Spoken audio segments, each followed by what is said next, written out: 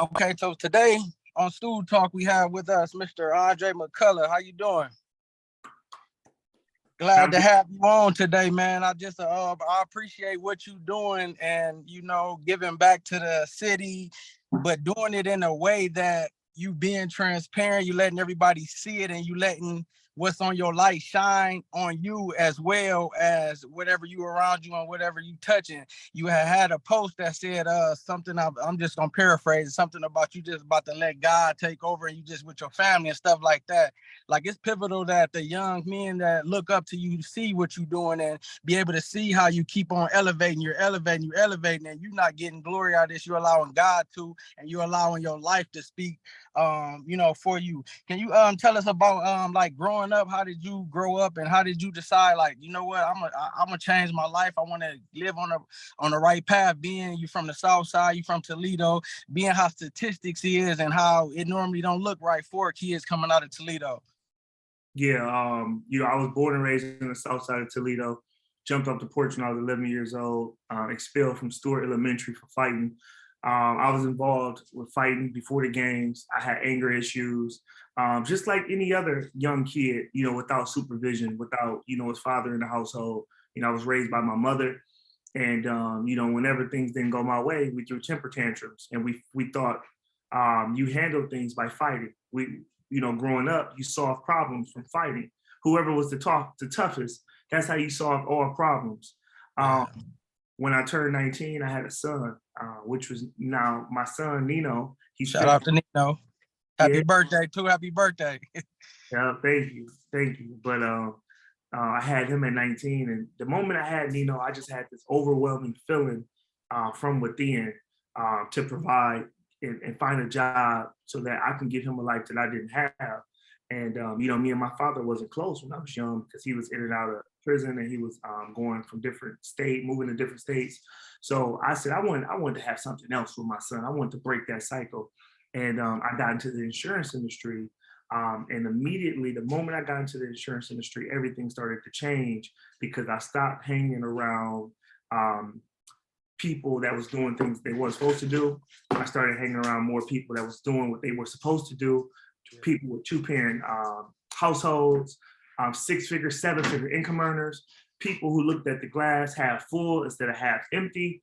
And I was able to sit back and realize that being tough don't mean a thing. Controlling my anger was so important. And I literally just had to talk with a young man in my summer program, and I'm gonna just share with you, is that I realized that back when I was younger, fighting and catching attitudes and being tough was a weakness because I was giving my power away to people. If somebody can come to you right now and say something to you and it causes you to crash out or it causes you to make a decision, you're literally giving your power away to those people. And that's a weakness. If you can't control what you do, it's a weakness because people can look and go, oh, if you say this to him, or if you respond to him like this, he's gonna lose it.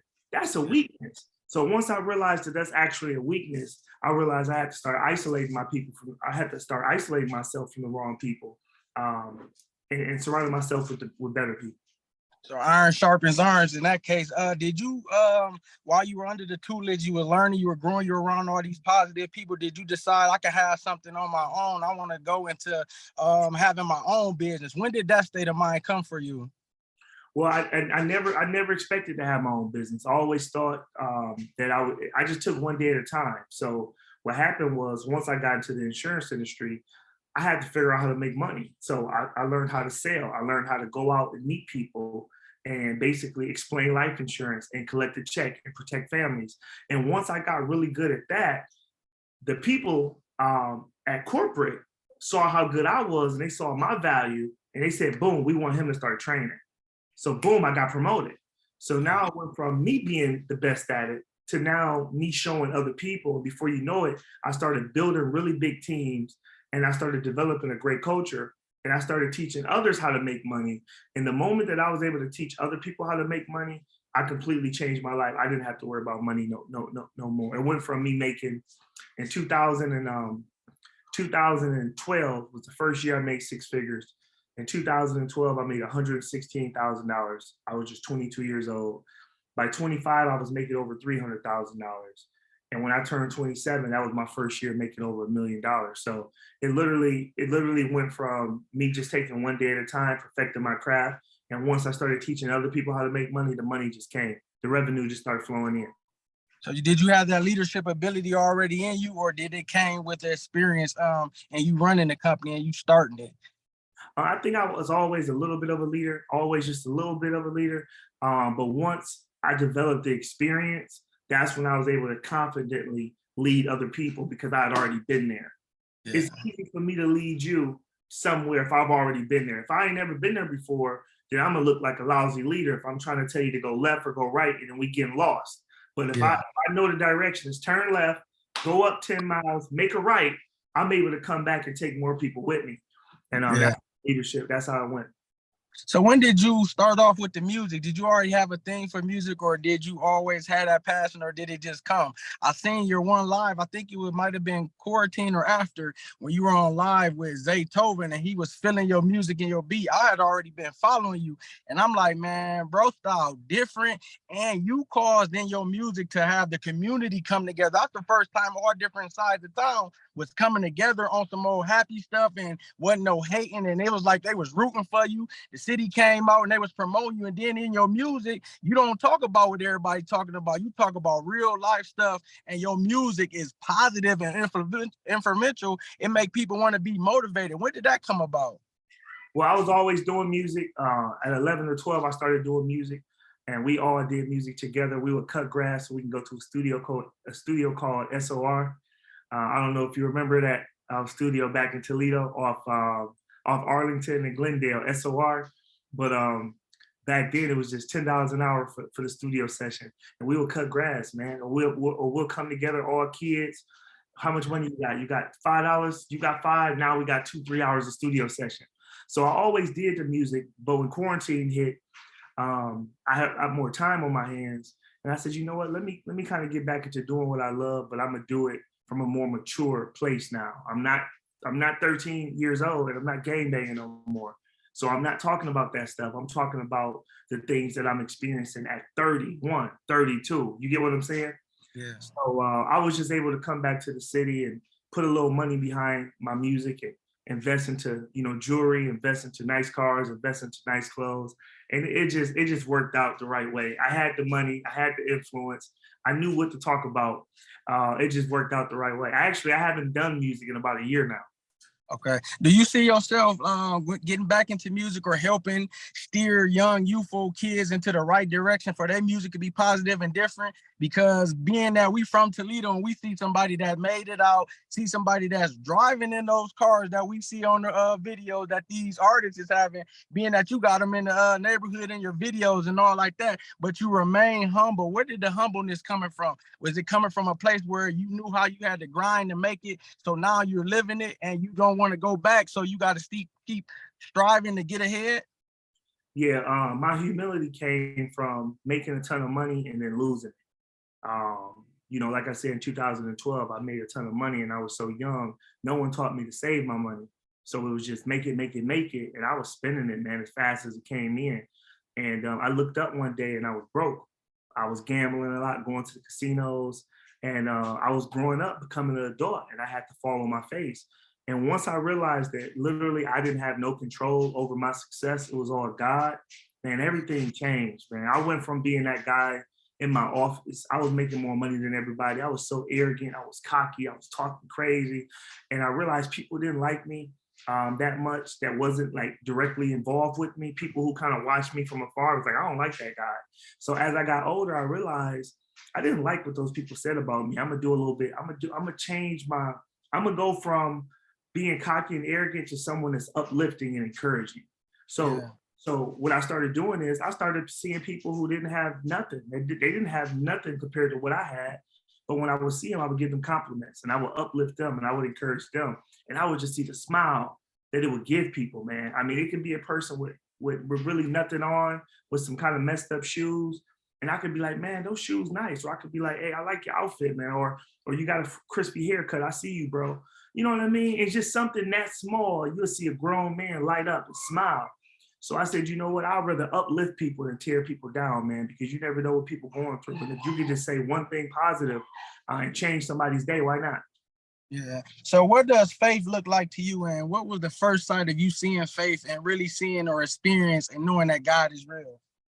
Um, when I went broke, when I went broke and I couldn't get myself out of the hole that I was in, I had to I had to call on somebody else. I had to call on a greater power. And you know what they say, sometimes you got to hit your head before you can fall down to your knees. And that's exactly what happened. Once I got myself in a situation that I myself couldn't pull myself out of, I had no choice but to hit my knees and pray and say, God, help me in this situation. If you help me, I won't do this again. And I started hearing God speak to me. And no, he didn't have a particular voice. I heard things that I never heard before. I heard positive things, and I heard a way of living that I know myself would have never thought of because I never lived like that before. And I just started following the instruction. And I looked up. Life was good. I was making more money than ever before. My family was happier. I was more positive. I was hanging around more positive people. I was less negative. And the Bible tell you, you got to stay in that scripture. So if anybody's watching this video that's going to watch it, no matter what you're going through, you got to get in that scripture, because from sermons, from like TD Jakes or from scriptures, they'll literally tell you how to live, and they'll tell you how to think, and it'll bring so much peace. It'll bring so much peace, and we need it. And it feels so good, bro. I could just feel it through this interview of you talking like that, man, because there's so many young kids that they're ashamed to go and be involved in church, or they're ashamed to be and give it they all. But being that me and you can be able to, give God the glory, because that's what he wants you to give him the glory. And like you saying, working the word, being able to have a relationship is like you have a relationship with a girl. You're going to call her every day. You're going to check on her, talk to her. So that's what you do. Get in your word, start reading, start making that relationship, and then God will be able to open up. But sometimes people feel like they too cool, or people been church hurt, which, God gonna heal them off of that. But it's so good to see somebody in your position being able to say that, man, because so many people need to hear it. It's so many people I reach out to. I send them a prayer, I send them encouragement, and they like, man, I really needed that. And they need people that's for real, that ain't trying to use God for a publicity, a stunt, or for different things. So let me ask you this. This is $1 million question, because I always start this. With all you got going on, how do you balance your family, your son in boxing, your business, your brand? How do you find time to balance yourself and make sure that you got the capacity, the energy, the strength to be able to keep on? Because I know you pour so much out. Sacrifices. I've been making sacrifices for years now. And when you start to make these sacrifices, you start to understand what's important. If I want my son to be the best boxer there ever was, or the best in this era, that means we got to make sacrifices, and we got to put a lot of work in. So when I come home from my office, no, I can't go to sleep. I can't watch TV. I can't watch Netflix. I can't do these things. I got to change clothes and get him and take him right to the gym so we can work on these things. We got to go to tournaments.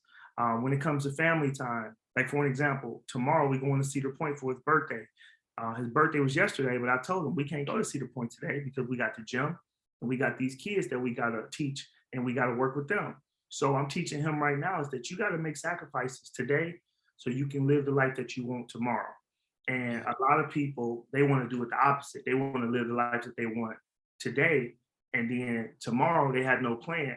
No, you got to reverse it. Make the sacrifices now, and you're not going to be able to do everything that you want to do. But if you make the sacrifices now, at some point you'll get to the point where you got a lot more freedom and you can do what you want to do. Yeah, and I love what you're doing with your program and giving back and teaching those kids life lessons along with boxing skills. Was you always into boxing, or did you just really get on it strong when your son got on it? How old was your son when he started? No, I started boxing when I was 14, and Okay. started boxing for Deary Riley with Just Us Boxing Gym, and I caught on quick. I was one of the best ones in the gym. I was a natural at it because I already knew how to fight. I was already fighting. I got kicked out of Stewart. I got expelled from Stewart for fighting. So I was already fighting. I knew how to fight.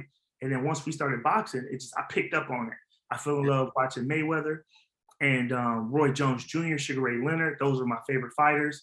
And the only thing that stopped me from pursuing a career in boxing was that I didn't have anybody to take me to the gym. So I would take 3 months off, 6 months off. I'd be in the streets. We fighting at the clubs.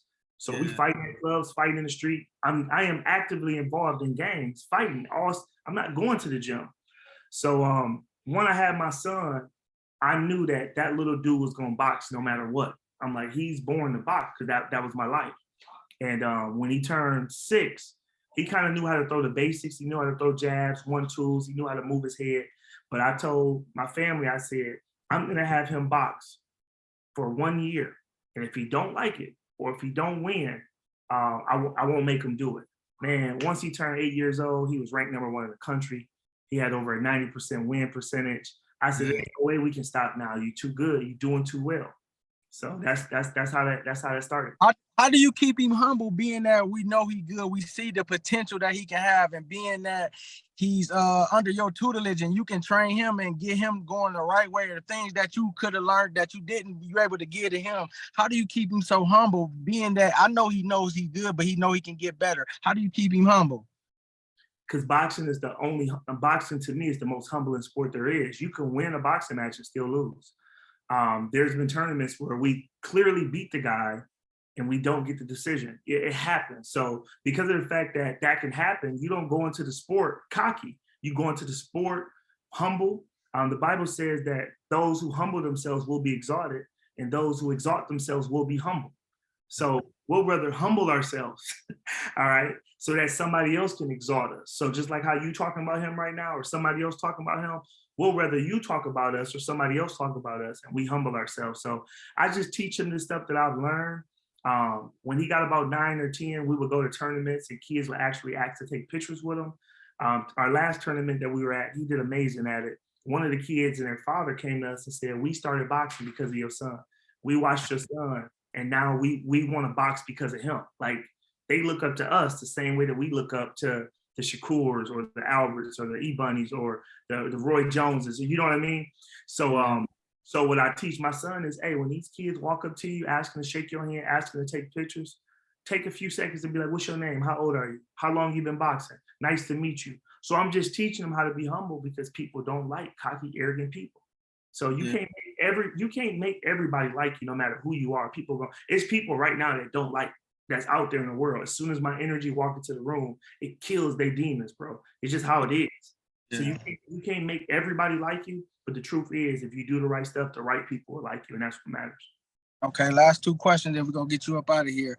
What can we do as far as a community besides pray to get our city back to where it could be all these athletes that got potential can go and be involved, do it, excel, and lead the street life, the gang life, and the streets and the killing alone? What can we do, or what do you feel needs to be done to stop the violence and get the kids involved into sports? I just think people need to individually take accountability. It needs to be a lot of individual accountability. If I'm holding myself accountable to staying away from the BS, staying away from the mess, if you're doing it, if the man next to you is doing it, if we're doing the stuff individually, we'll have a lot less crime and a lot less hate. So it's all about people just waking up and individually finding God. And I feel like certain people got a certain destiny. No matter what, certain people want to accomplish certain things, some people won't. So it's all about individual accountability. So what advice would you be able to give a young male that's searching for his identity, don't know what to do, or don't know which way to go, and he don't have that positive male role model in his life? Man, that's a great question. My advice to a young man is like, man, I don't really know what I'm doing. I don't really have no mentor. I would recommend that young man first off figure out what they like the most. What gets them excited? What are you passionate about? Is it sports? Is it art? Is it music? And then once they figure out what they're passionate about, they got to go find a book from somebody that's an expert in that industry, and they need to turn whoever that author is in that book into their mentor. See, the beautiful thing about books is that when someone writes a book, they're telling you their secrets. They're telling you their game plans. They're expressing their life with you. And you may not know someone personally that you can look up to, but if you read a book, it'll be just like you know that person personally. You get what I'm saying? Yeah. One of my favorite basketball players is Kobe Bryant. Kobe Bryant has books that I can literally go read and figure out how he thinks. Man, that's priceless. I don't even have to have him sitting right next to me and I can figure out how he thinks from reading the book. If they do those things and they pray, man, and they live for God, man, everything will work itself out. I guarantee it.